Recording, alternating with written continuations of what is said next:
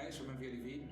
I'm sitting in Rotterdam in our exciting office together with 250 people who are working on really a series of interesting projects all over the world. 30 years ago I founded the company together with Nathalie de Vries and Winnie Maas. Actually I'm the VR of the company, so to say. I'm super happy to tell you that the project in Guayaquil is the first one that we start working on in South America.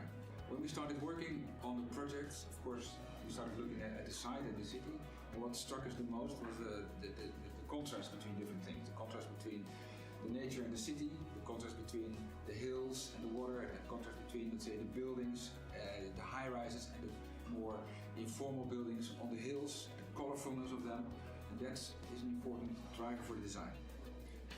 So we call the project the hills, because these towers, you could say they're hills, but when you have a hill you also have a valley, and the towers connect at the base and they form this valley. At the bottom they become wider and they create a series of terraces with lush vegetation. And there you can see that in a way there's opportunities for collective gardens, lots of green, on the balconies as well.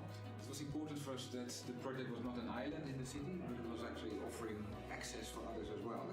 Give something back in the form of a public plinth with lots of facilities where you can go inside, where you can look up to the towers in like a kind of gorge in the mountain range. There's amphitheaters that lead you up to the first decks. So it's a very exciting space to go to and a destination as well, a place to meet your friends. Of course, people like to walk along the water, and the promenade that's already there is now developing. Of course, it was always an important element in the city. In any harbor city, our location is right at this promenade, a bit further from the center. So we'd like to extend that route and make an exciting destination. The building is a small city in itself, with different towers, with different heights. So it is a way, it's a mini skyline, but it's also part of a bigger skyline along the promenade. From every angle, the building looks different, and the views are all the time changing. You have it as well from the towers themselves. So it really is an attraction and an exciting and sort of seducing place to go. So from different angles, walking to the building is already an exciting experience.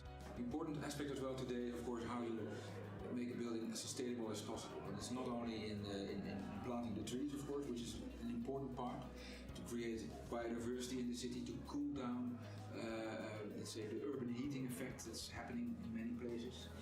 But in other things as well, by making, for instance, the balconies a bit bigger, so that it actually shades the apartment below. So the 6 towers are all different. And as you move up in one tower, the floor plans also change. So we have an enormous variety on apartments. And what's nice to see in the model as well, you have the horizontal lines of the facade that somehow echo some of the other projects, walkway along the river.